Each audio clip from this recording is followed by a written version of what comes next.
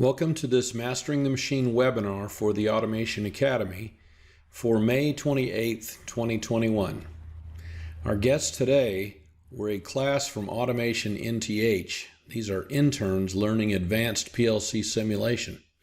Hope you enjoy it. Hi folks, and welcome to this Mastering the Machine webinar for 28 May 2021. And today we have some students in here from Automation NTH. Most of them have either already graduated and some of them are employees at Automation NTH currently.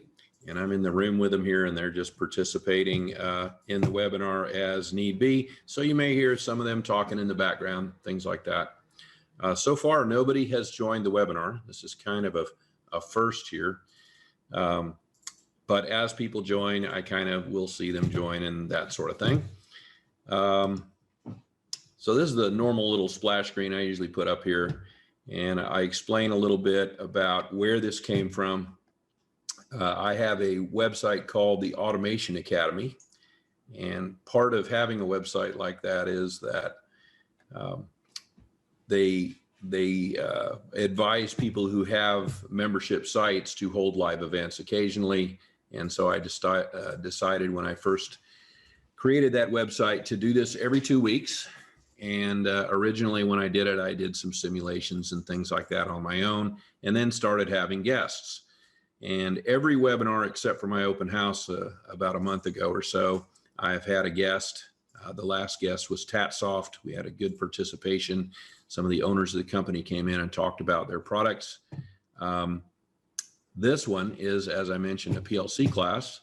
And where did this come from? Mastering the Machine was a document that I originally created talking about machine specification. And that's what this screen here shows: planning, machine building, and documentation.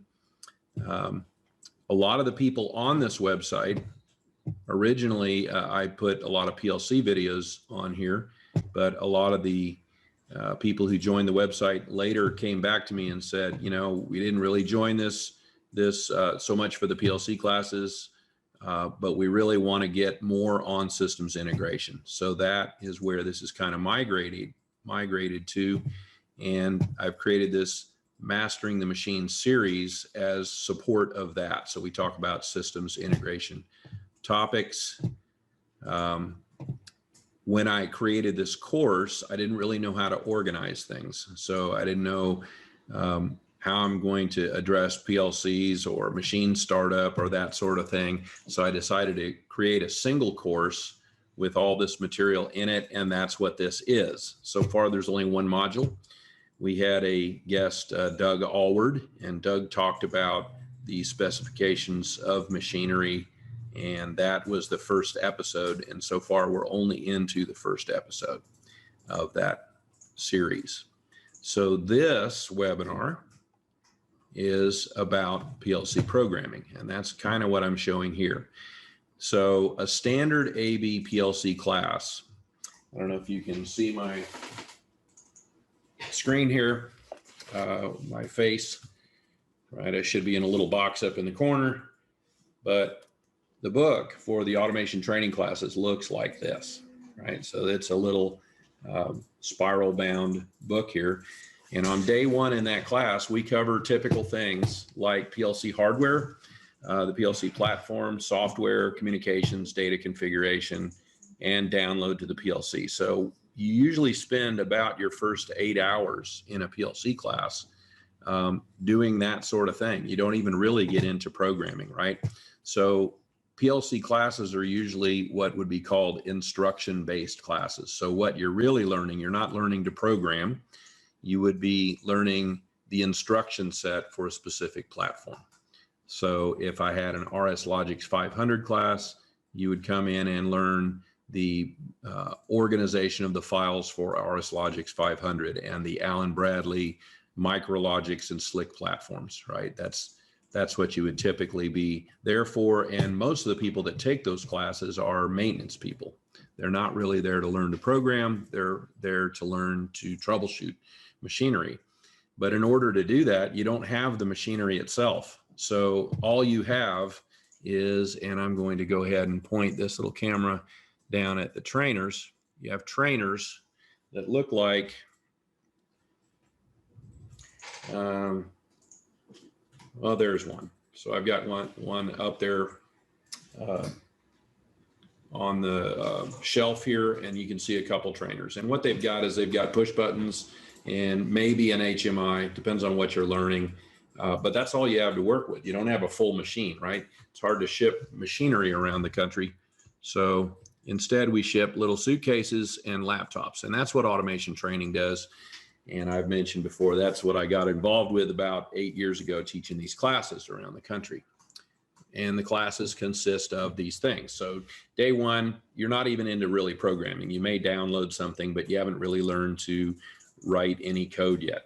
Day two, we cover bit logic, you know, the AND logic, OR logic, normally open or normally closed bits, latches, things like that in Allen Bradley. Now, if I were doing Siemens, I might get into statement lists, something like that. Timers, counters, data manipulation. Day three, you get into math, comparisons, arrays. Now I'm talking specifically in this case about RSLogix 5000, because 500 does not have arrays and UDTs. So for automation training, that course is actually shorter. If you were doing 500, it's only a 3-day course. So this is pretty typical in most of the videos that you find online. So we've had Vlad Romanov on here, and he talked about Solus PLC, for instance. And Solus PLC is instructional based, and he has X number of hours of recording, but it would cover much the same thing that you see here. BitLogic, the instruction set, right? So instruction sets are a little bit different for every platform. If I'm doing Siemens, I use S5 timers. If I'm doing Allen Bradley, I use either timers with a time base, that sort of thing. If I'm using any of the modern controllers, I'm following IEC 61131, and we talked a little bit about that on here also. So the last day, finally, you get into troubleshooting and trending, forcing, that sort of thing. So finally, maintenance guys that are attending a class like this finally get to do a little bit of troubleshooting. But once again, I've mentioned that there is no machine there to troubleshoot. So what do you troubleshoot? Well, a lot of times you troubleshoot the program that you've written, right? Or they give you a sample program and you don't have any equipment attached to it. So you just go through the program and you say, you know, this bit wasn't on, therefore this output may not have fired. And you really can't do hands-on like you would do with a machine, right? That's just one of the limitations of using suitcases and things and transporting them around the country. If you take an advanced PLC class, this is the automation training advanced PLC class. You notice I say day 5 here. Well, that's clearly not the same week. So what they recommend at automation training is that you take this basic class and you wait 1 year after taking this class before taking the second class. And the reason is by that time, hopefully you have gone to your plant and attached to different machines and you kind of know more about the software. Now, the reality is some people take this class and don't touch the software for 2 months. And then maybe they go online with something, or they're not allowed to change programs, things like that. So they're not familiar with the software, but they want to take the advanced class anyway. Well, the advanced class, as you can see in this list, only consists of the advanced instruction set. In other words, it's more of the same. This beginning class covers these instructions, and then you get into troubleshooting. The advanced class for automation training covers advanced instructions, UDTs, arrays, which we actually do a little bit in the beginning class. Get system value, set system value. They start doing some of the more of the special functions. These are some somewhat advanced instructions. Most of these use what's called control files. If I were doing the advanced RSLogix 500, I would be using R6 registers, and the R6 registers have things like position and instruction error, some more complicated things, bit shifting, stack registers, that sort of thing. In 5000, again, we do produce consume tags and messaging between PLCs, And we do some other languages. There are 5 IEC 61131 languages, and we would do things like structured text or sequential function charts, things like that, function block diagram. And then day 8, you would do events, tasks, and some ASCII things. And we're doing that actually in this class. We're doing a little bit of ASCII work. That can be pretty complicated. So what makes this class any different than these other classes, right? Well, one thing is the students that I've got here today are actually going to be programming. That's going to be their job. So what they need to learn to do is write formal programs that are structured, and they need to learn to use templates that are provided by either their employer or by the customer that they're working for.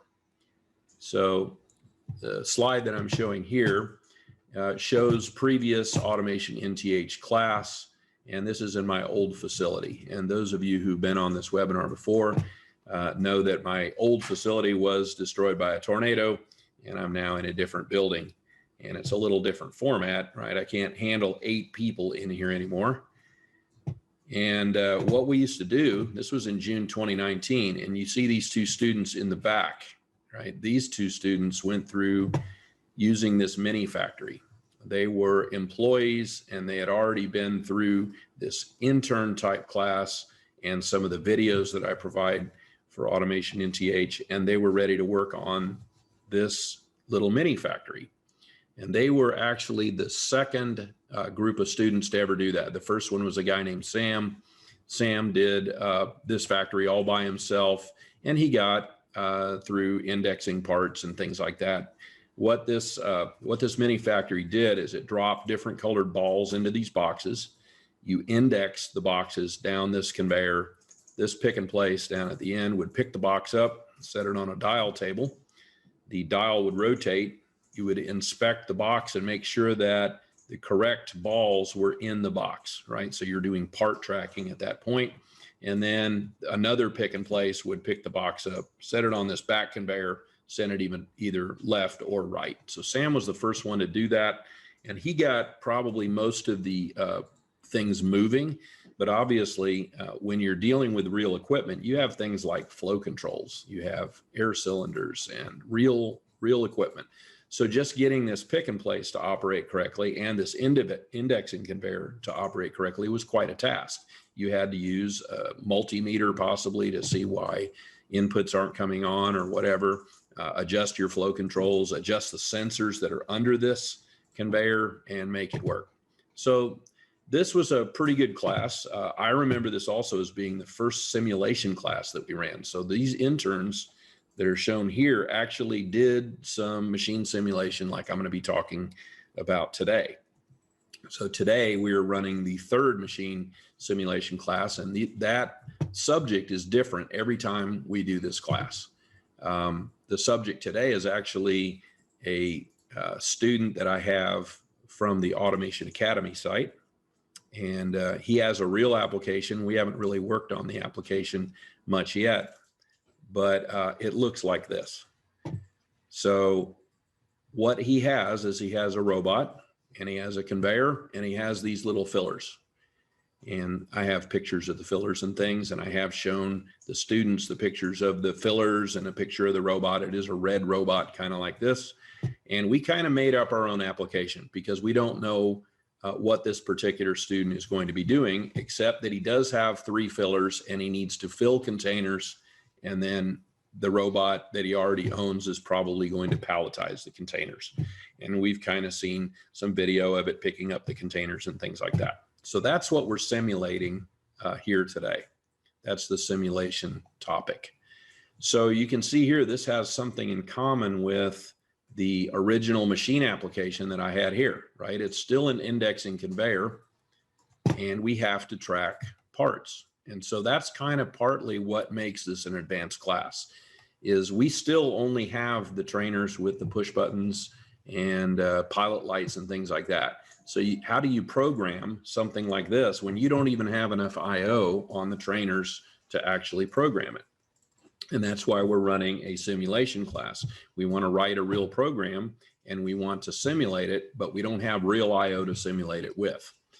Now there are some software packages like I think it's called Factory IO by Real Games, and Factory IO will allow you to actually use canned simulations that have conveyors, and I don't think there's pick and places. There may be a robot or something like that. You can do palletizing, but you can't do custom applications like this because they don't have all the graphics for things like dial tables. That was one of the things I looked into. I think they may have a robot, and I know they have some cages and things like that. But that's why we're doing this type of a simulation. So this really does kind of mimic what we may do for this particular student. Don't really know yet, right? We haven't talked about the application, but he's going to have to build all this. All he has right now is the robot, a conveyor, and I don't even think it's a cleated conveyor. It's just a belt conveyor, and he's got these fillers. And right now, human beings use the fillers to fill containers, and he ships this all over. And we're not going to talk about what particular product this is to kind of keep the confidentiality part of this. So again, this is Automation NTH students, which this is their logo, and Jeff Buck from Automation NTH has been a guest on these webinars. If you haven't seen that, you can go to YouTube and watch that webinar. So at this point, what I'm going to do is kind of give you a little screenshot of what we're doing in the class. You can see a little bit of everybody just kind of working away here. Looks like that. Lots of folks here, right? There are 4 people here, Alex, Andrew, Thomas, and Carla. And so everybody's just kind of plugging away here, and that's what we're working on. I'm going to bring up another screen here, and it's going to show my actual computer screen. And I'm going to run through a little bit of what is in the program to give you an idea of some of the complexities of the things that we're working in. And then we may bother the students a little bit and see what they're working on. So I'm going to get this set up. See how this works. Stretching my cable as we speak. So I kind of tried this before. So far, once again, let's see, nobody's joined. That's a first. Usually I have Phil Scruggs on here and some other folks, but maybe they're just going to watch on YouTube. So it be. So if you wonder why I'm quiet and you can't see anything, that's because I'm arranging this screen to show my screen. And just about there.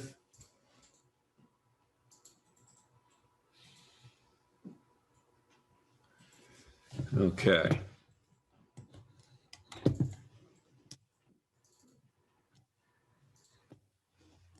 So you can see a little bit of everything that's going on here. We'll make it a little bigger. And we'll put all the students down here in the corner. There we go. That's what we're all working on in here, is this program. And you can see some of my little OBS Studio software running here. There we go. Okay, so I'm going to go through this program a little bit, and we're going to talk about what we've done so far. To begin with, and I pretty much do this in all my little canned classes. For those of you who haven't seen my book stuff, I'll go ahead and show you a little picture of that. That's this book, and I brought this up on some other webinars and things. Advanced PLC Hardware and Programming. This is available on Amazon and bookstores and that sort of thing. You can order it. But this is what I use for all my classes. So it has much of the same things that I talked about. It has bit logic and it has timers and that sort of thing in it. And that's what we usually use in classes like this. But we very quickly passed a lot of those basic instructions. So the students that are in here that you see all diligently working away in the lower right part of the screen here, they already know what bits are and timers and things like that. They've already been through some videos. They've been through some hands-on training with RSLogix 500. Most of them have used RSLogix 5000 to some degree.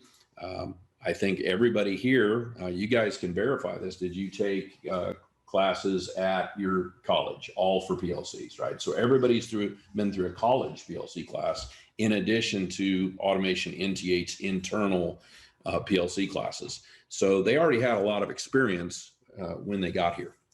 So I'm going to show you a little bit of what we did in this program. And I think the students can actually see what I'm doing on the screen too. So main routine. So this is typically where you call everything. And sometimes people put other things in the main routine. So I explained early on that I like putting always on and always off bits in the main routine at the beginning. It's kind of a good way to just kind of start programming. And you notice here that I have 3 always off bits. So people would say, well, there's an always false instruction in the software. Why don't you just use that? Well, this allows you to put always off bits in the program, such as debug always off bits. And a debug bit can be removed at the end of starting a machine up. So that's always a good idea to have things like that. And then for some OEMs, they like these option bits. Options are things like maybe you have a packaging machine that sometimes uses vision or sometimes has a barcode. So you may have an option for that barcode, but you don't enable it for every machine that ships because the customer didn't order it. So that would be a reason to do this. And the rest of the routine, most of it is either things that apply to the entire system or all of your subroutine calls.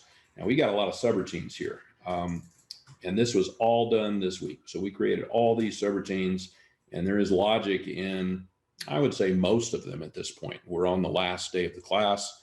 And at this point, we have lots of logic already written, and that's kind of what I'm going to be going through here. So also here, we needed the current date and time. That's a not terribly advanced topic, right? But we did have to take all of this, the wall clock time, and stick it in this local date and time variable. So we have a tag here named now. And if I go monitor this, so I'll go into controller tags here, and we'll monitor now. Some of you are Siemens programmers, right? So this would look a little bit different, but you'd have the same functionality. Every PLC pretty much has a local date and time in it somewhere. There's now. So you can see here, this is updating in real time. So all we're doing is taking the local wall clock time and putting it in here.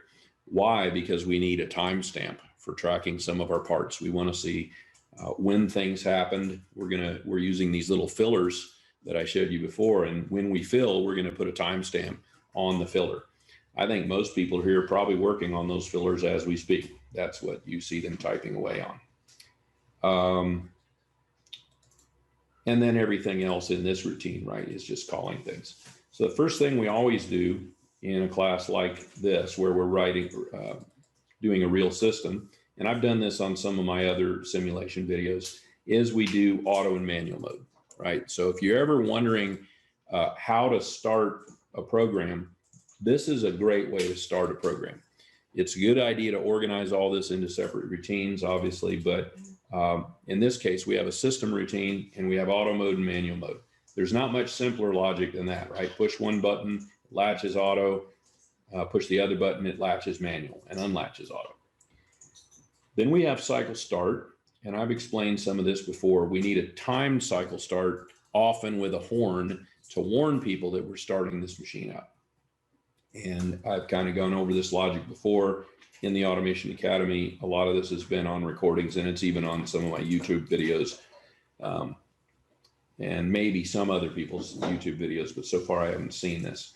Cycle stop request, the reason for this is you do not want to stop the cycle immediately. So what you're doing here is pressing the button to say, I want to cycle stop, but I can't stop yet, right? If a station is in process, is running here, then I do not want to unlatch the auto cycle. I want to give the station a chance to finish. So that's kind of an important feature to have in here. And we have some other functions in here, such as we moved all of our recipe barcodes into just a barcode list. We needed access to those barcodes. They were easy to find. We'll take a look at what those look like here real quick. Barcodes. Everything's still in alphabetical order. That's good. Here's all the barcodes. So you can see these, we had to manually enter these into the recipes. These are the expected barcodes that we expect to read at our second station. Let me see if I've got our station still up here for those who have forgotten kind of where we're at. There's the stations. So you can see the barcode station is the second station. This is just a quick little map of our proposed system, right? But when we track parts through all these barcodes, this is what they would look like. Okay, and where did they come from? So when we did this little move here, we copied these barcodes, they were copied from the recipes. The recipes are a UDT, and a UDT, for those who don't know, is a user-defined data type. And I believe it's called Conveyor Products. There we go. And you can see here, there's a bunch of different things in here. There's a barcode, there's a weight, there's the date and time that it was filled, there's the date and time that it was packed. We have a capper. We have a bit saying that it was filled. We don't necessarily know which station it was filled at, right? We would have to track that a different way. And if you have a failure station, it would show up here, right? So that's this particular UDT. So we're tracking size, product number, barcode, weight, things like that in our UDT. We're tracking all these products down the conveyor. But these got copied from the recipes, which is something that looks like this. Let's take a look at the recipes, which is yet another UDT, and all those barcodes are in here. So there is recipe 1's barcode, recipe 1's weight, what recipe 1's filler number. And we were just talking a little while ago about should we have even put this filler number in the part tracking. Well, probably you want to know which filler you used, but we're not relating directly which product is in which filler yet.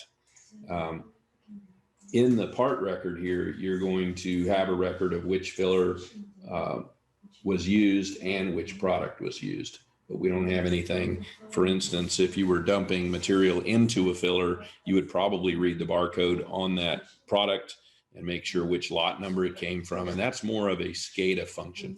So that would be on the overall system. So let's continue on here. That's what we were doing in the system function. And the next thing we did was we created an auto sequence of that conveyor, right? Because all of the part tracking is dependent on the indexing of the conveyor. When you index a conveyor, you have to put the product that was in pocket 1 into pocket 2, right? So that's this. So anytime you do part tracking, all of these products would shift, right? As I index the conveyor, whatever I put in 1 ends up in 2, whatever was in 2 ends up in 3, right? Continuing on down. So what are we doing with part tracking? We are verifying in each location that we did fill, right? Whichever filler is being used, and we would update the part record for that station. And then the next time you index, right, the part record for that station indexes to the next location. It's kind of the way that works.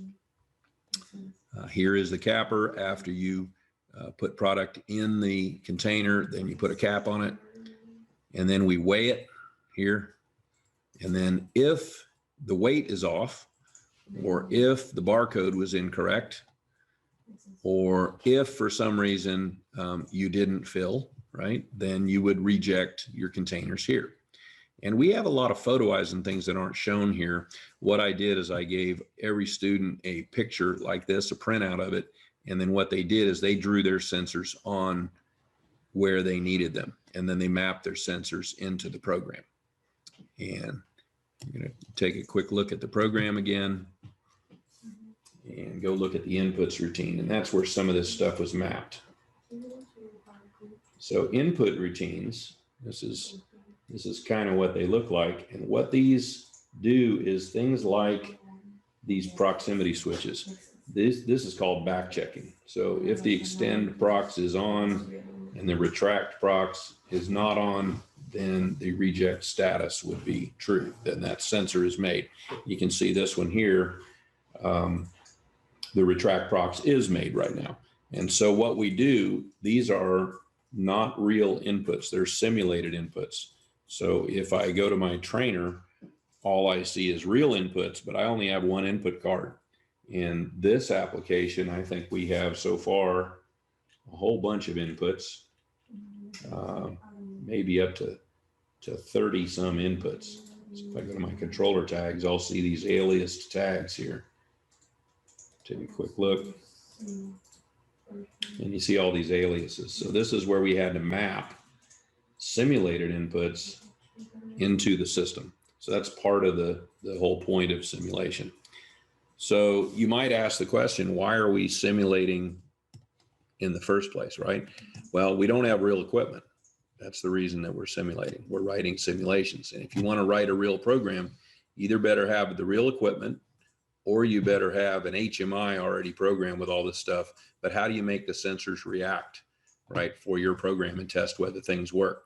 And I think I'm going to ask a quick question of the students here. Would you say that it's harder to write the simulation than it is to write the actual code? Yeah. Right? Yeah. So one of the things we all did is made an add-on instruction, and the add-on instruction, I can tell you, it took almost the full first day. And it was because it was really hard. And even today, we had one person who was still having trouble with that add-on instruction. And it's really hard to test it and make it act like, right, coming back like it's actually moving. And we still, none of us have it completely working right. We trended them, we use trends, and we look at how it moves. And I think the Excel works on everybody's, but we had to kind of halt. We just said, if it goes to the position that it was supposed to go to, just stop it, right? And there's a lot of code in there. I think there's 13 or 14 somewhat complex rungs in the add-on instruction. So programming the simulation is actually as hard, if not harder, than programming the actual machine. So if you can do that, if you can make it act like it's really simulating, then you've done a really good job, right? It's actually harder to do that than it is to write a real program for a real machine. All of the students in here have done that. They have actually had a small conveyor, and this is one of NTH's trainers that they have, that you take a lug and you lay the lug down, and I don't remember if it passes when it lays down or if it fails when it lays down. Passes when it lays down, fails when it's standing up. Okay. And so there's a couple photo eyes stacked on top of each other, and you determine whether it passed or failed. And then you actually have a timer between it and the reject station.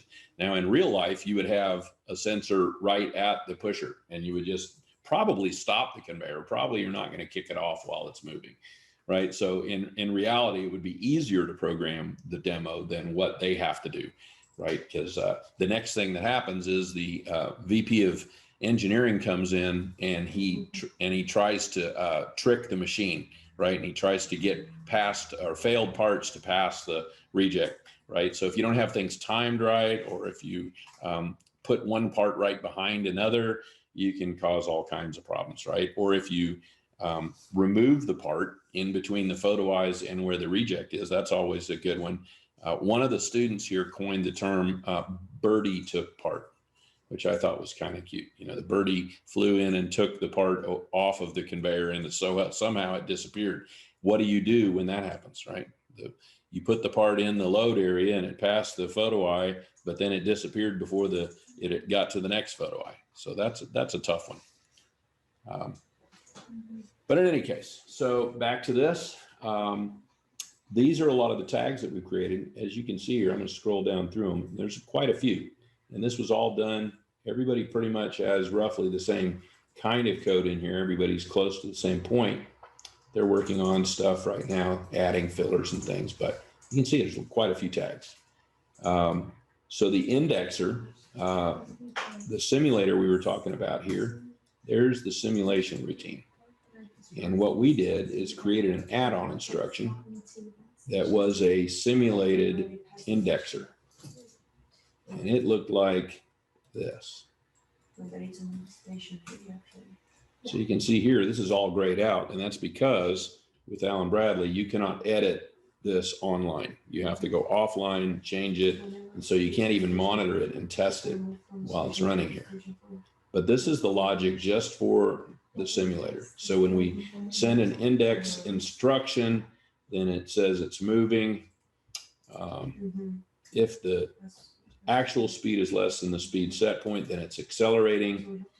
Then once it's at the speed set point, then it's at speed. And we use a timer here. So this is pretty typical of all simulations. You need to use a timer to do the simulation. So in our case, we calculate the set point for the timer using some pretty fancy math here. Right, so we did a lot of multiplication, division, moving, converting from dents to reals. There was a lot to this. That's why this was so hard. And what we were trying to do is just create a nice smooth acceleration, a movement, and a deceleration, and then also spit out the position of this indexer. So it's an indexing servo, and this is all the logic for it. And then once it gets somewhere close to the end, we anticipate that it needs to slow down before it hits the stop position, slow it down. Again, lots of math, generate some fake encoder counts, lots of fake stuff here. That's what simulation's all about, is faking things. And then the end of the routine. So that took 13 runs, a lot of math, and a lot of testing.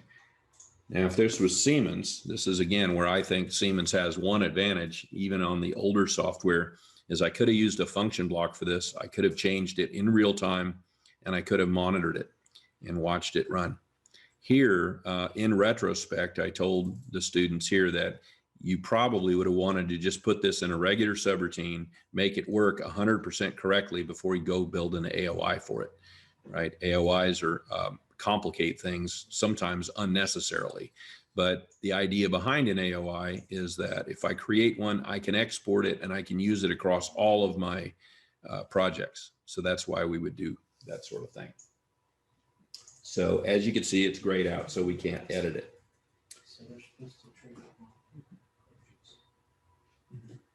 The index routine itself, we'll take a look at that. Looks like this. Index conveyor. This is something I sometimes use. This is like a little fake HMI. Right, so we can monitor things with this.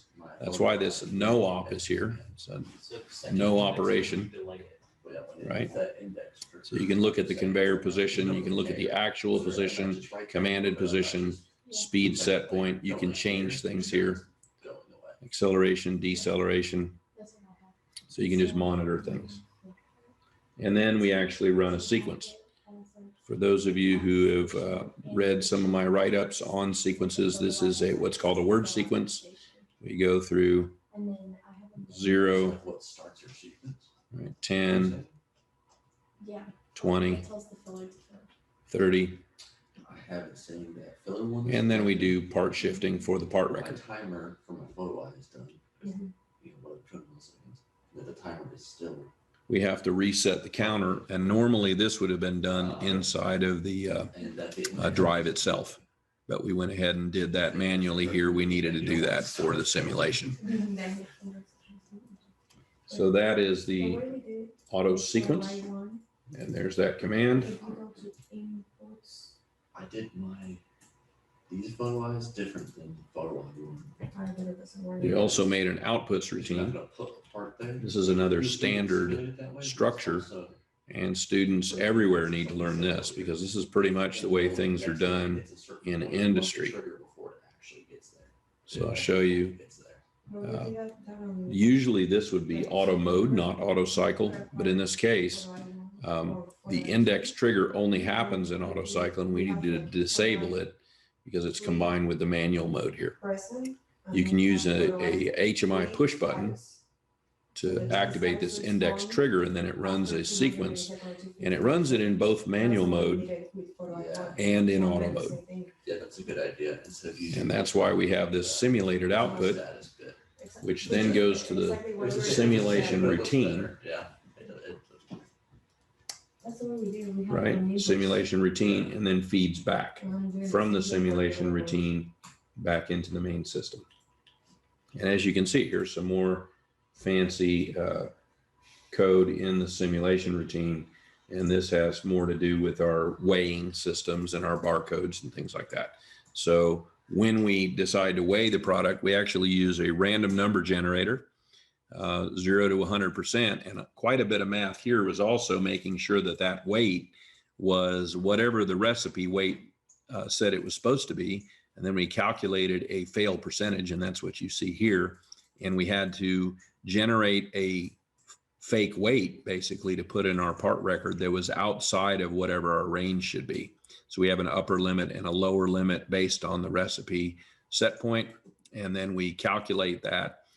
Let's see what the last value was here.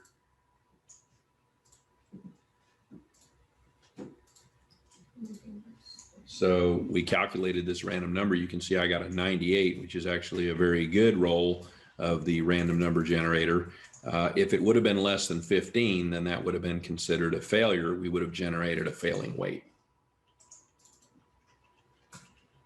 And the current recipe target weight is 1.48, and I think we're using kilograms here. Doesn't really matter. It's simulated units. And what we did is we generated a failed weight of 1.26 kilograms. So you can see here, if the test failed, then we have to generate a false number outside of our range. We also had to arbitrarily add or subtract, and one of the students here came up with a great way to do that. We simply looked at the lowest bit of the random number generator, and if it was a 1, then we failed it, and if it was a 0, we passed it, or vice versa. But that's a good way to do a binary choice, right? Because if you have a free running timer, the lowest bit is either going to be on or off, and it's roughly 50% chance of being either way.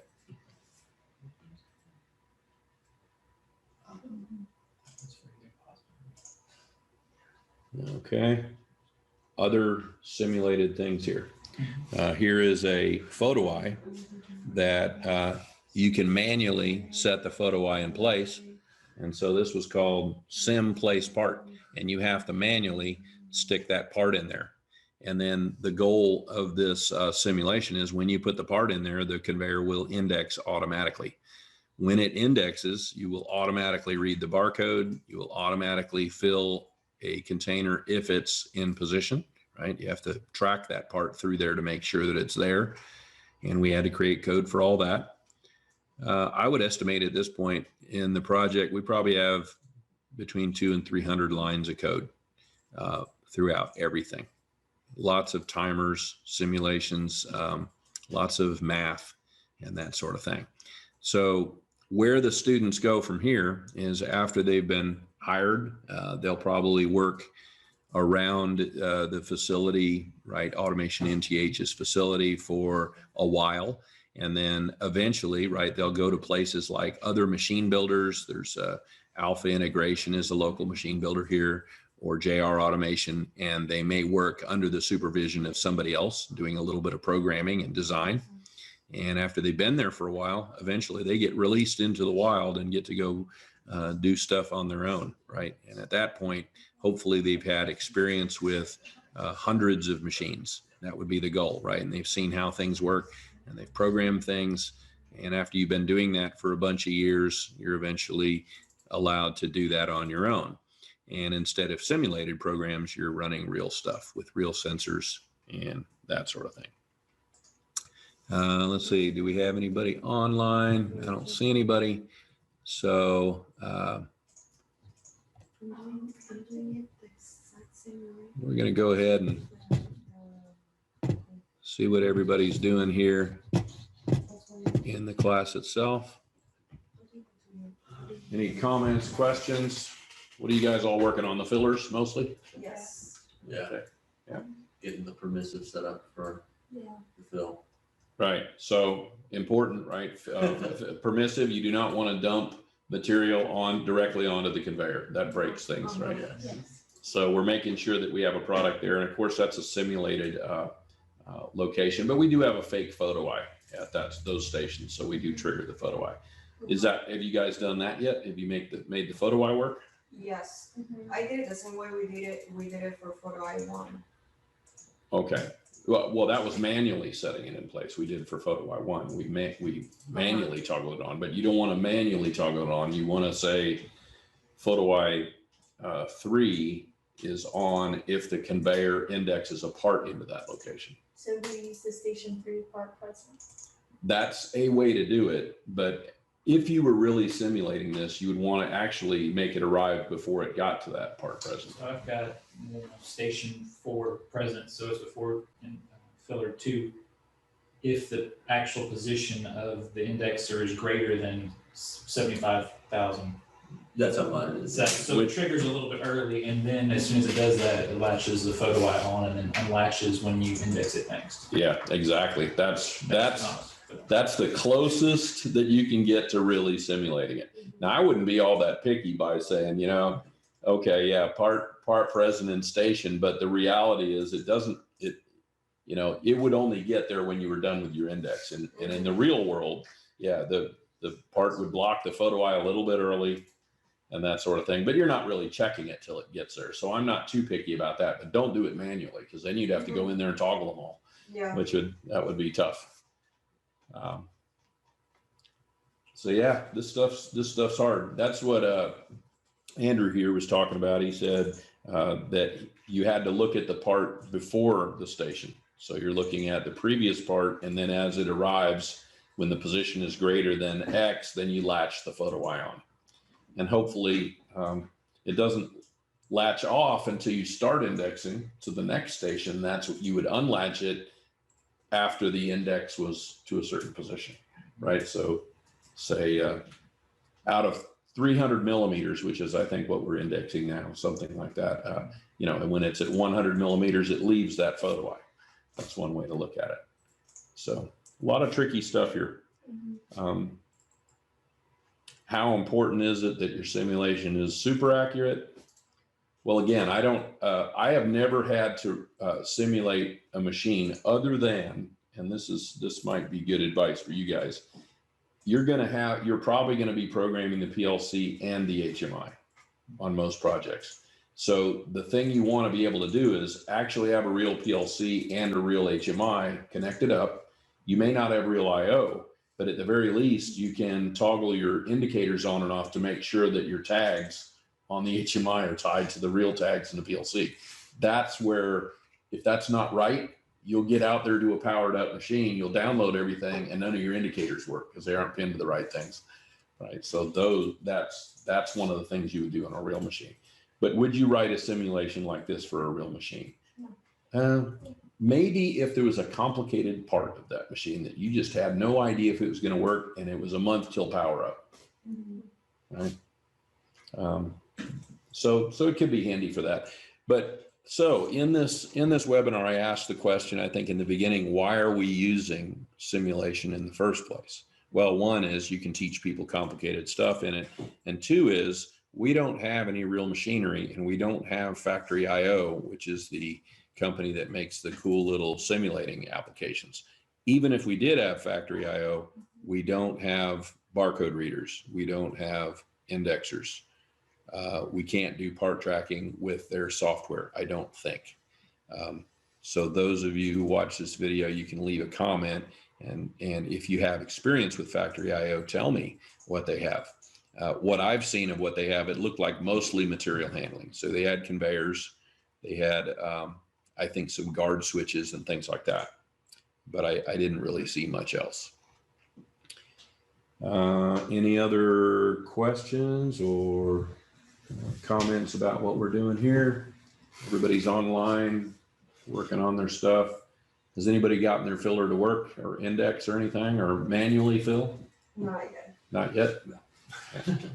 So this is the last day of the class. We have until about, I would say 3:30 today. And of course we eat lunch here.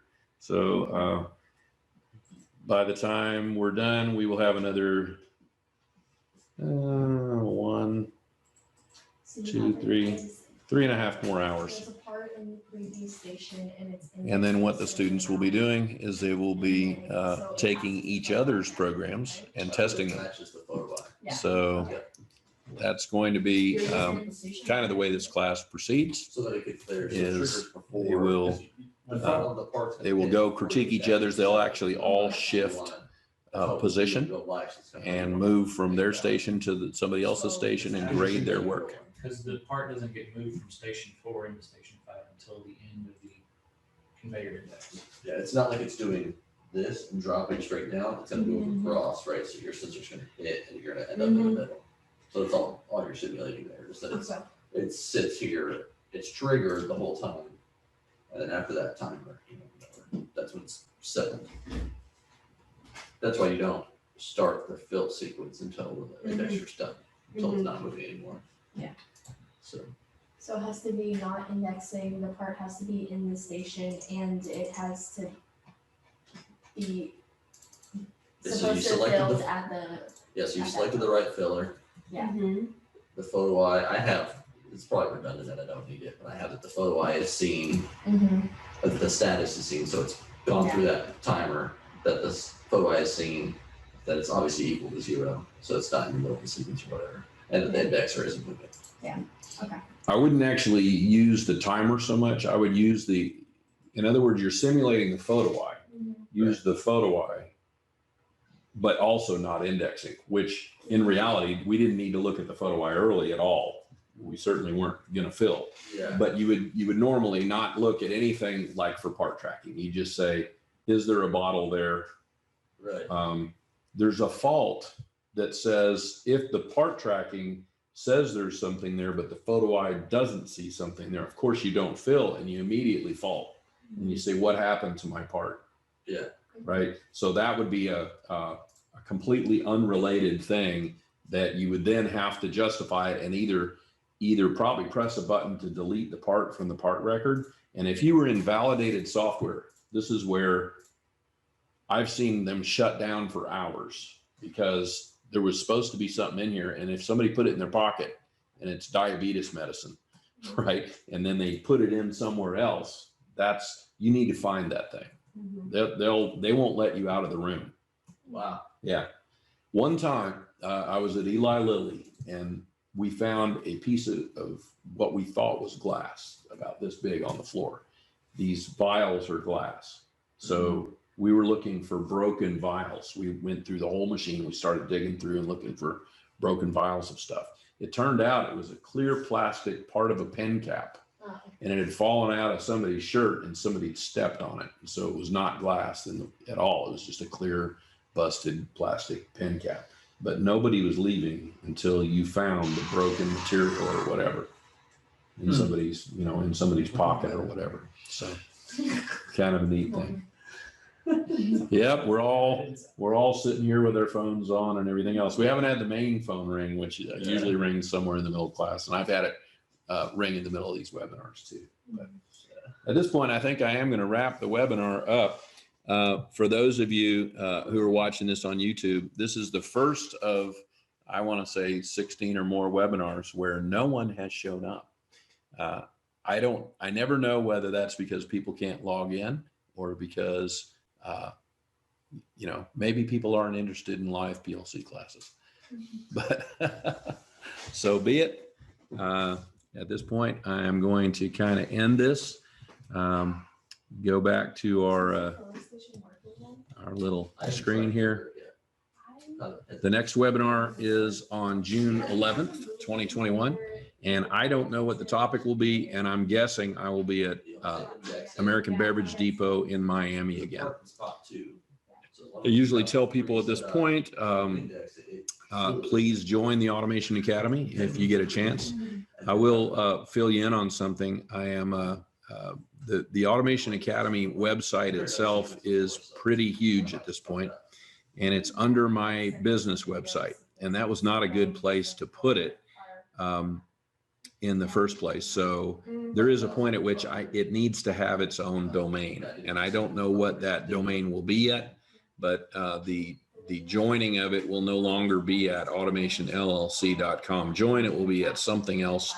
I'm talking to a few other people, including Automation NTH personnel, about possibly collaborating and hosting this somewhere else under a different domain.